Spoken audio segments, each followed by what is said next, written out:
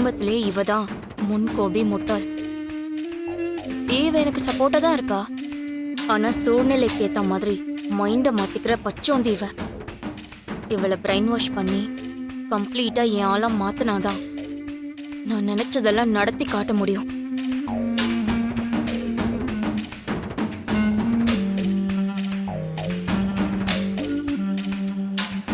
அண்ணி, ரொம்ப தேங்க்ஸ். என்ன திடீர்னு? ரொம்ப நாளா சொல்லணும்னு நினைச்சதுதான் அண்ணி. ஆனா இதான் சரியான நேரமா இருக்கும்னு நினைக்கிறேன். நீங்க நம்ம வீட்டுல இருந்த வரைக்கும் நமக்குள்ள செட்டே ஆகல. எலியும் பூனியமா தான் இருந்திருக்கும்.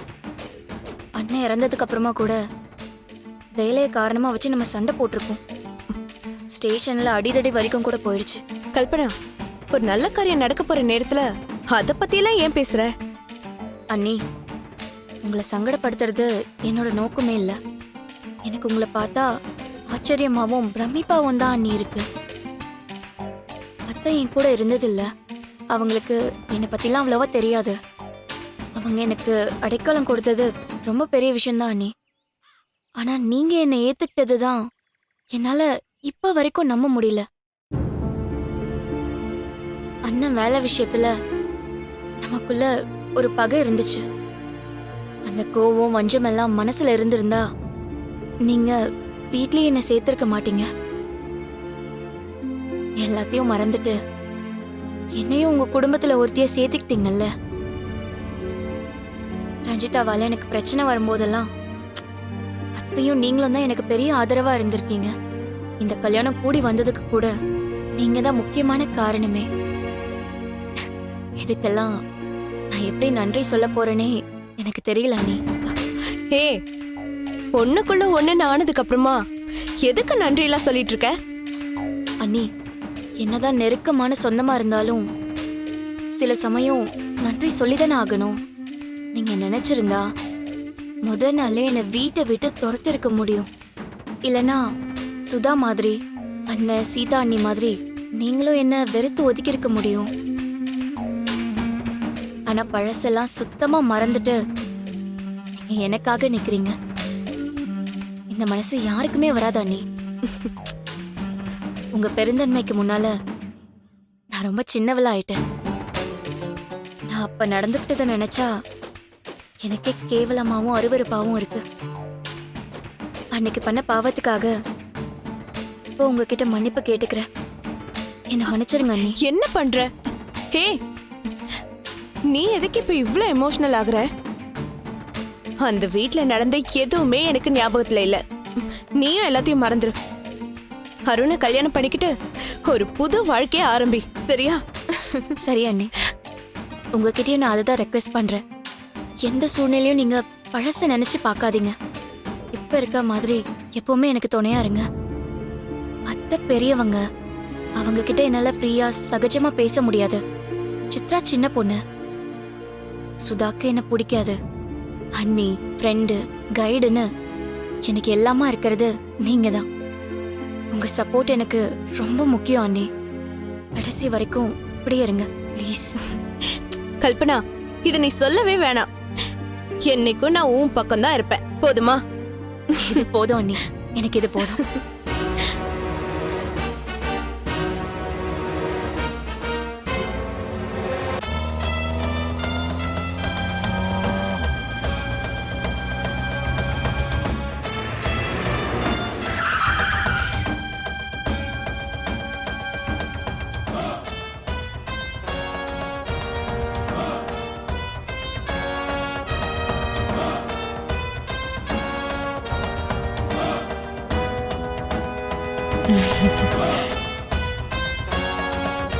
எப்படி மேடம், நம்ம வேலை கரெக்டா இருந்துச்சா? டோரை திறந்து விடுங்க. ஏய்,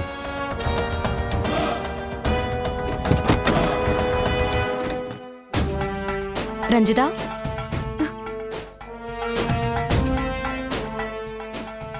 வெளியில வா. அக்கா, என்னக்கா நடக்குதுங்க? இன்னைக்கு அருணுக்கும் கல்பனாக்கும் கல்யாணம். அதை எப்படி தடுக்க போறேன்னு எனக்கு தெரியல. அத பத்தி யோசிக்க விடாம என்னையே மயக்கம் போட்ட மாதிரி நடிக்க சொன்ன. அம்மா இவர் எதுக்கு கார்ல வச்சு என்ன கடத்தினாரு? ராத்திரி ஏன்க்கா என்ன ஃப்ரெண்ட் வீட்ல தங்க சொன்ன? இப்போ ஏன்க்கா திரும்பவும் இவர் என்ன இங்க கூட்டிட்டு வந்தாரு? ஐயோ எனக்கு ஒண்ணுமே புரிய மாட்டேங்குதுக்கா. முதல்ல ராகவனை அனுப்பிச்சிடுறேன், அதுக்கப்புறமா பொறுமையா எல்லா கேள்விக்கும் பதில் சொல்றேன். ரொம்ப தேங்க்ஸ் ராகவன். பேசினதை விட அதிக அமௌண்ட்டே உங்க அக்கௌண்ட்ல போட்டிருக்கேன், நீங்க 2 பேரும் ஷேர் பண்ணிக்கோங்க. ரொம்ப தேங்க்ஸ்மா. என் நம்பர் உங்ககிட்ட இருக்குல்ல, இந்த மாதிரி ஏதாவது வேலை இருந்தால் சொல்லுங்க. கண்டிப்பா சொல்றேன், நீங்க கிளம்புங்க. சரிம்மா. அப்புறம் ஒரு நிமிஷம் ராகவன், அந்த ஆள் ஃபோன் பண்ணா ரஞ்சிதா உங்க கூட இருக்க மாதிரியே பேசுங்க. சரிம்மா சரிம்மா, வரேன்.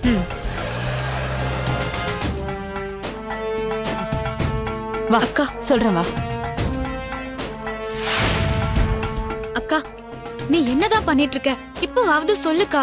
எல்லாமே சொல்றேன்டி. உன்னை கார்ல கூட்டிட்டு வந்தானே ராகவன், அவன் என் புருஷனோட அடியாள்.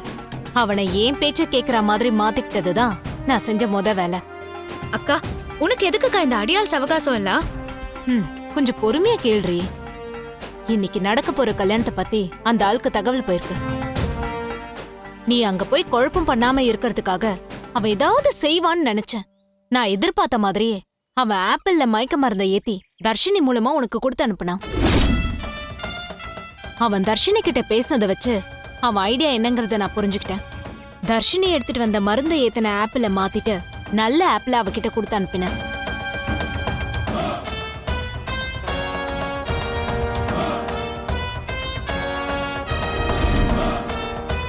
தர்ஷினி,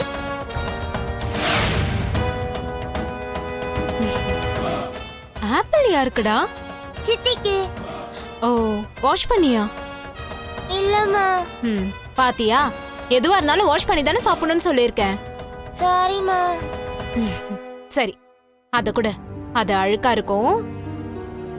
இந்த ஆப்பிள அம்மா வாஷ் பண்ணி எடுத்துட்டு வந்திருக்கேன், இத சித்திக்கு கூட. ஓகேம்மா.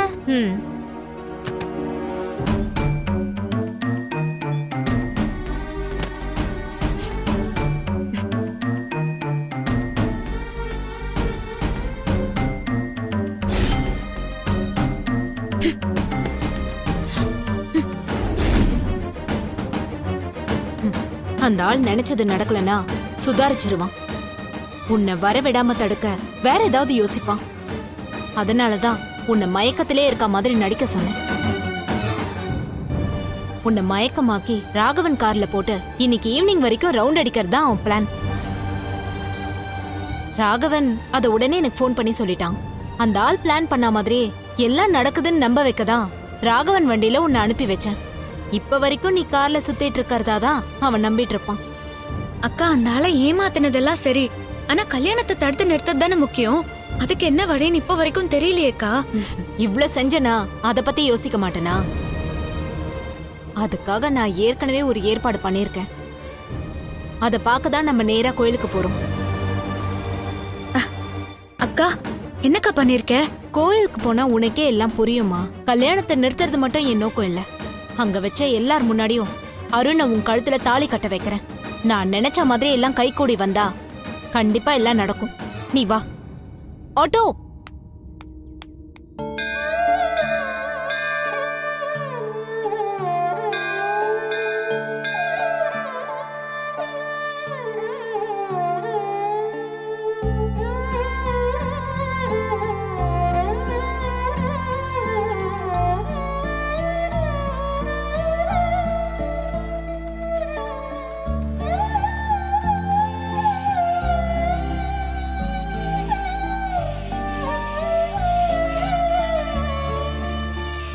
ரத்ன பெரியப்பா வரல? அவருக்கு முடியல, வேற ஒன்றும் இல்லை. சரி உட்காருங்க. பரவாயில்ல இருக்கு. வாங்க. பரவாயில்ல. ஓம் விநாயகனே போற்றுவோம், இடைகள் தீர்ப்பவனே போற்றுவோம், அரசபரத்தடி அமர்ந்தவனே போற்றுவோம், அகத்தை அழிப்பவனே போற்றுவோம், அருகினில் மகிழ்வனே. கண்டிப்பா கடைசி வரைக்கும் இருந்து கல்யாணம் முடிஞ்சோடனே சாப்பிட்டு நீங்க போய் மத்த வேலையை பாருங்க.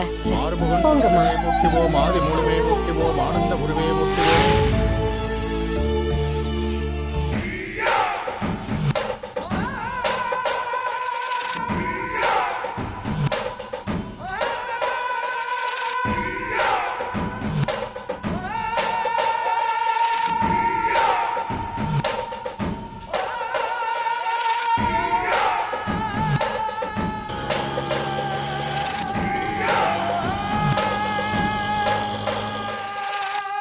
ஊழ்வினை அறுப்பவனே போற்றிவோம்.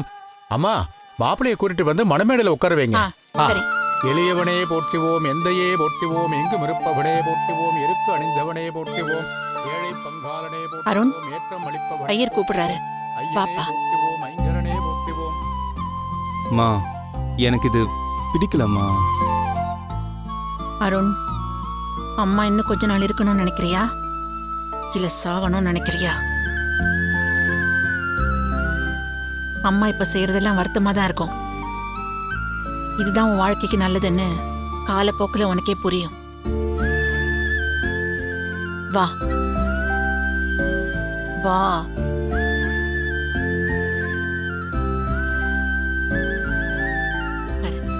உட்காருங்க.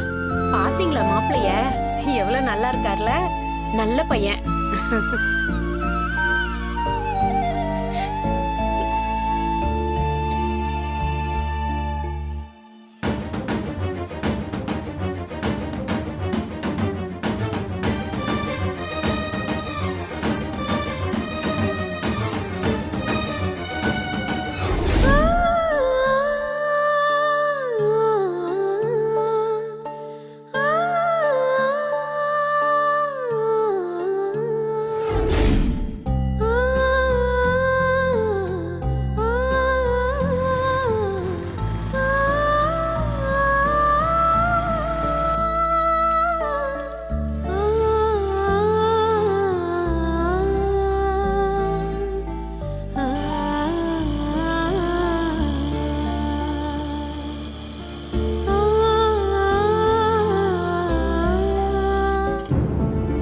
மாப்பிள, மாப்பிள, மணமேடையில வந்து உட்கார்ந்துட்டு என்ன யோசனை?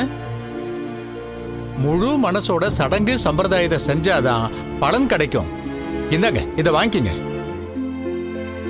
மந்திரம் சொல்ல சொல்ல அப்படியே கலசத்து மேல போட்டுக்கிட்டே இருங்க. ஓம் கோணே போற்றிவோம், கோவிந்தன் மருகனே போற்றிவோம், சடுதியில் வருபவனே போற்றிவோம், சங்கரன் புதல்வனே போற்றிவோம், சங்கடகரனே போற்றிவோம், சதுர்த்தி நாயகனே போற்றிவோம், சித்தம் கவர்தோனே போற்றிவோம். அம்மா, பொண்ணு குறிட்டு வாங்க. சரிங்க. ஞான முதல்வனே போற்றிவோம், சுந்தர வடிவே போற்றிவோம், தந்தம் உடைந்தவனே போற்றிவோம். பொண்ணு நல்ல லட்சணமா இருக்கால, பொருத்தமா இருக்கு. இந்த ஓம் அஷ்டலட்சுமியே போற்றிவோம், அதிர்ஷ்டலட்சுமியே போற்றிவோம், அன்னலட்சுமியே போற்றிவோம், அபயலட்சுமியே போற்றிவோம். கல்யாணத்தை நிறுத்திடுவாளோன்னு பயமா இருக்கு வித்யா. இனிமேல் அவளால எதுவும் செய்ய முடியாதுமா, நீங்க தைரியமா இருங்க. ஐஸ்வர்ய லட்சுமியே போற்றிவோம், ஓங்கார் லட்சுமி. சாமி, சொல்லுங்கம்மா. வழக்கமா செய்யற எல்லா சம்பிரதாயமும் செய்யணும்னு அவசியம் இல்ல. கொஞ்சம் சீக்கிரமாவே முடிச்சிருங்க. சரிங்கம்மா. நல்லதுங்க. பாப்பா, இங்க வாமா. எல்லாருக்கும் அட்சத்தை கொடுத்துட்டு வாமா. சாமி. எல்லாருக்கும் கொடு. அம்மா, நீங்க வாங்கம்மா. ஆ. இந்த மாங்கல்யத்தை கொடுத்து எல்லார்கிட்டயும் ஆசீர்வாதம் வாங்கிட்டு வாங்கம்மா. வரேன்.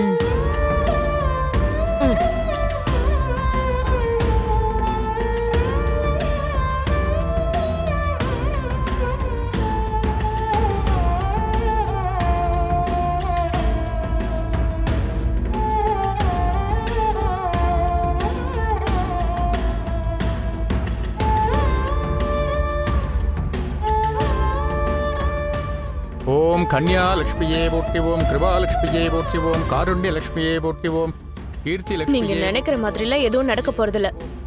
மனசை தேத்திக்கிட்டு ஆக வேண்டியதை பாருங்க. இந்தாங்க. சாந்த லட்சுமியே போற்றிவோம், சிவானந்த லட்சுமியே போற்றிவோம், லட்சுமியே போற்றிவோம். அங்க வச்சிரு. கொடுங்க. லட்சுமியே போற்றிவோம், சித்த லட்சுமியே போற்றிவோம், சுபலட்சுமி.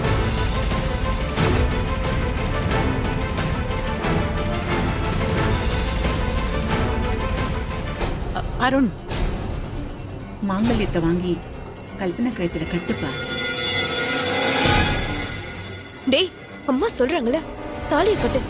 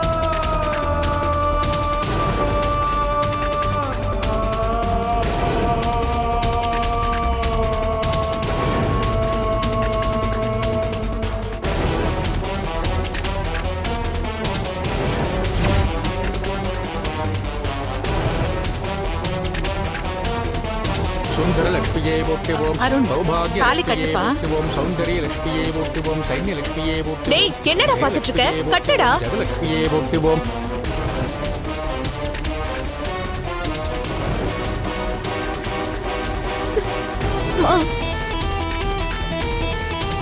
ஓம் நேரம் அடிச்சுப்பா தாலியை கட்டு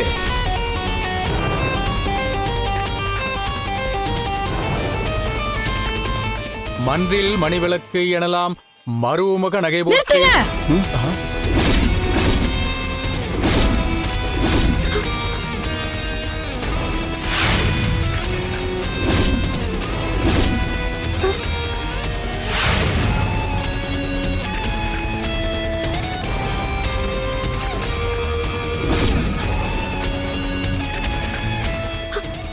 யா என்ன போலீஸ் எல்லாம் வராங்க?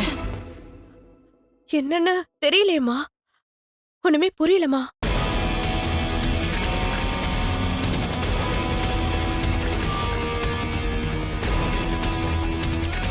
முதல் பொண்டாட்டி உயிரோட இருக்கும்போது உனக்கு இன்னொரு கல்யாணம் கேக்குதா? இல்லடா.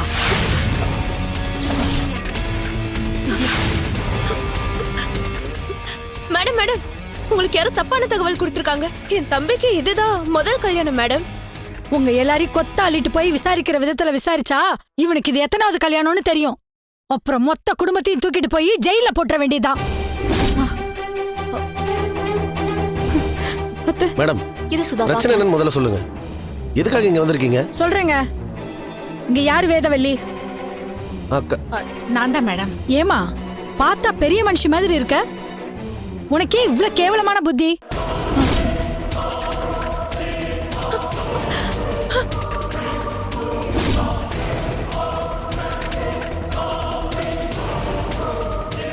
நீ ஒரு பொம்பளை தானே, வீட்டுக்கு வந்த மருமக கிட்ட இப்படிதான் நடந்துப்பியா? மருமக கொடுமை, மாமியார் கைதுன்னு டெய்லி டிவில நியூஸ் பாக்குறல்ல, அப்போ உன்ன மாதிரி பொம்பளைங்க திருந்தவே மாட்டீங்களா?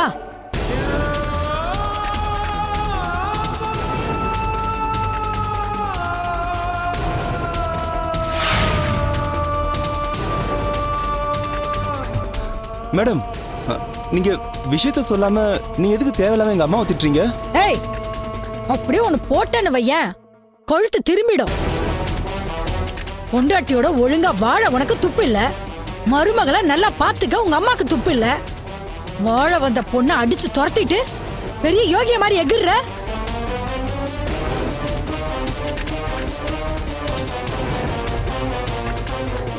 மேடம், இது எங்க குடும்பத்து பிரச்சனை, நாங்க பேசி தீர்த்துக்கிறோம். நீங்க ஏன் இதுல அனாவசியமா தலையிடுறீங்க? இருக்க வேலையெல்லாம் விட்டுட்டு உங்களை தேடி வரணும்னு எங்களுக்கு வேண்டுதல். கம்ப்ளைண்ட் வந்திருக்கு, ஆக்ஷன் எடுக்க வந்திருக்கேன்.